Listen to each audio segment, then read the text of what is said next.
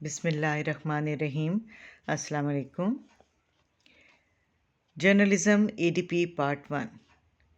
आज की वीडियो है रेडियो की अहमियत के बारे में, उसका क्या किरदार है हमारी ज़िंदगी में। और मैं हूँ नुज़रत मलिक। इस वीडियो में कुछ स्लाइड्स मैंने आपके लिए बनाई हैं। मैंने कल भी लेक्चर में आपको बताया था कि रेडियो से ज़्यादा आप लोग टेलीविज़न की तरफ ज़्यादा दिलचस्पी से देखते हैं, क्योंकि रेडियो में तो सिर्फ आवाज़ आती है, लेकिन टेलीविज़न में आप तस्वीर देख सकते हैं, फिल्म्स देख सकते हैं। लेकिन जर्नलिज़्म में रेडियो की भी अपनी अहमियत है। इसकी अहमियत से हम इनकार नहीं कर सकते, क्योंकि इत्तलात और मालूमात से आगाही का जो सिलसिला रेडियो ने शुरू किया है और उसका फ़ायदा जो तमाम इंसानों को हुआ है, उसकी अहमियत अपनी जगह। जब टेलीविज़न ईजाद नहीं हुआ था तो तमाम लोग रेडियो के ज़रिए मालूमात हासिल करते थे, इत्तलात दी जाती थीं, ख़बरें सुनी जाती थीं। इस तरह मुल्की, गैर मुल्की और मकामी सतह की जो ख़बरें होती थीं उनसे आगाही होती थी। टेलीविज़न ने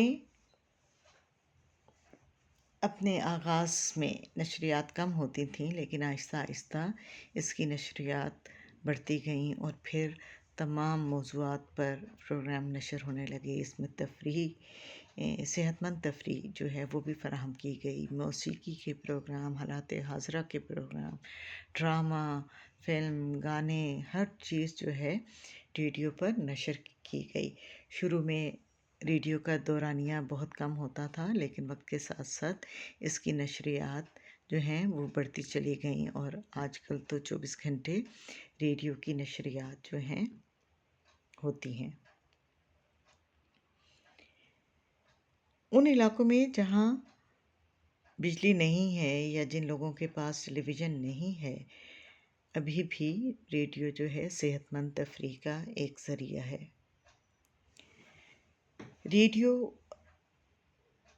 सबसे अहम काम जो करता है, ख़बरें नशर करता है, और इसके ख़बर के हसूल के जो ज़राए हैं मुख्तलिफ़ हैं।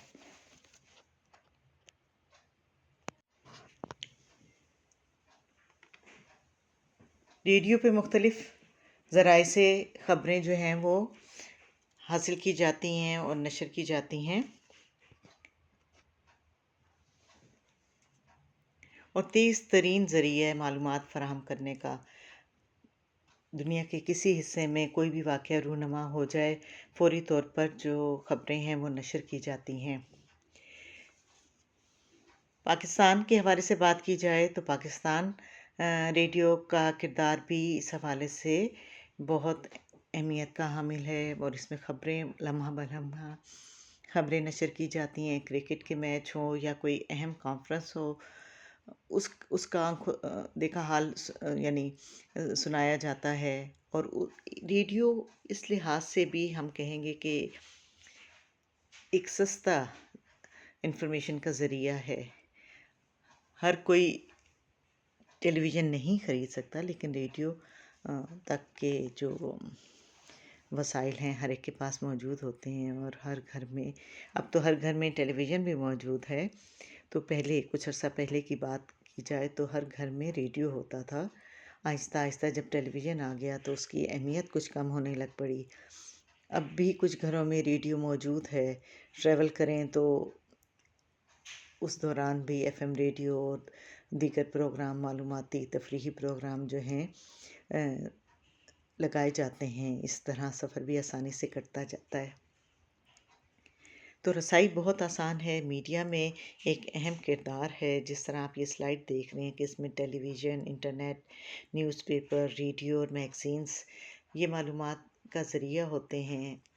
इसके अलावा इसमें ड्रामा, मौसीकी और दीगर तफरीह का सामान भी मौजूद होता है, और बच्चों के प्रोग्राम होते हैं, तालीमी प्रोग्राम होते हैं, किसानों के लिए प्रोग्राम होते हैं। तो एक लिहाज से रेडियो की अहमियत जो है بہت زیادہ ہے۔ نشریات کا بہت زیادہ وقت دیا جاتا ہے اور مختلف زبانوں میں اس کی نشریات جو ہیں ہوتی ہیں، اردو میں، انگریزی میں، اس کے علاوہ علاقائی زبانوں میں بھی خبریں نشر کی جاتی ہیں، ڈرامے ہوتے ہیں۔ سمعی ذریعہ ہے اور سستا، جس طرح میں نے آپ کو پہلے کہا ہے، لوگوں کو بہت رہنمائی حاصل ہوتی ہے اس سے۔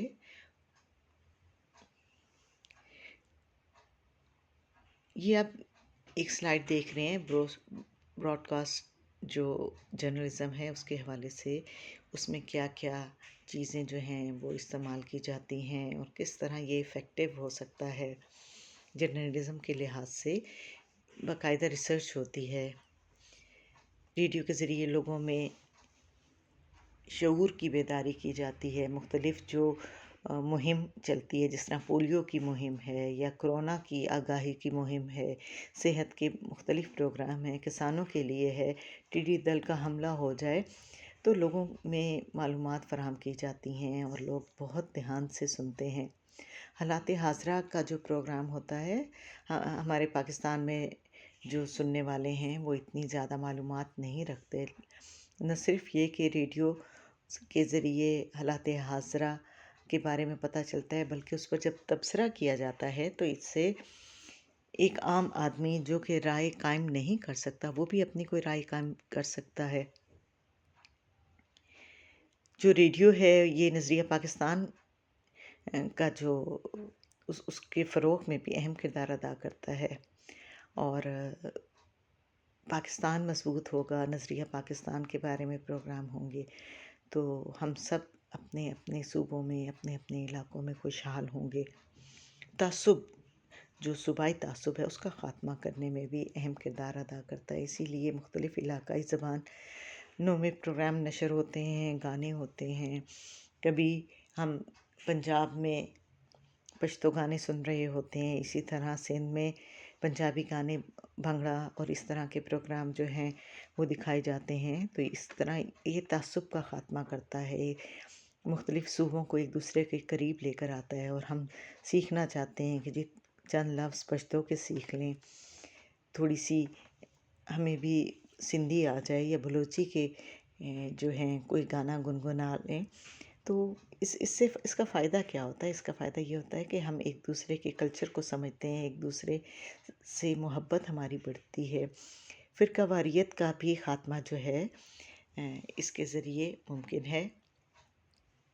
اور جو ریڈیو ہے یہ بیہیورل چینج لے کر آتا ہے، آپ کے اندر تبدیلی لانے کا جو عمل ہے، جو ہم نئی چیزیں سیکھتے ہیں، نئے رجحانات ہم چاہتے ہیں کہ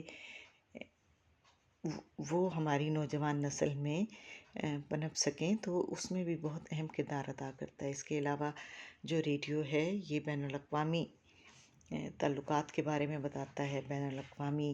اب آج دیکھیں، آج سارا دن ریڈیو کی خبریں آپ سنیں، اس میں امریکہ میں جو الیکشن ہو رہا ہے، لمحہ لمحے کی خبریں جو ہیں نشر کی جا رہی ہیں کہ یہ الیکشن کون جیتے گا۔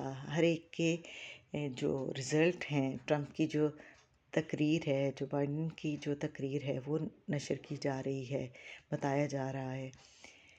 اس کے علاوہ دینی پروگرام اس میں نشر کیے جاتے ہیں، تلاوت ہوتی ہے۔ صبح صبح آپ ریڈیو لگائیں تو بہت اچھا لگتا ہے کہ دین سے آگاہی اور تلاوت جب آپ سنتے ہیں تو آپ کو اچھا لگتا ہے، اور جو ہمارے اسلاف کے کارنامے ہیں ان کے بارے میں بھی پتہ چلتا ہے۔ تو آج آپ سب لوگوں نے جو جرنلزم کے پارٹ 1 کے اسٹوڈنٹ ہیں، ریڈیو کے بارے میں آپ پڑھیں، آپ کے چیپٹر میں اس کا تعارف دیا گیا ہے، اس کی تھوڑی سی ہسٹری بتائی گئی ہے، اس کی اہمیت اور کردار کیا ہے، ایک عام شخص کی زندگی میں کیا کردار ہے، اس نے صحافت کے لیے، جرنلزم کے لیے کیا خدمات سر انجام دی ہیں، اس کے بارے میں آپ نے جاننا ہے، پڑھنا ہے، تفصیل سے پڑھنا ہے۔ امید کرتی ہوں کہ آج کی یہ ویڈیو آپ کو پسند آئے گی۔ اسی طرح آپ کے کانسیپٹ کلیئر ہوتے جائیں گے۔ انشاءاللہ کل ایک اور ویڈیو کے ساتھ میں پھر حاضر ہوں گی، اب اجازت چاہتی ہوں، اللہ حافظ۔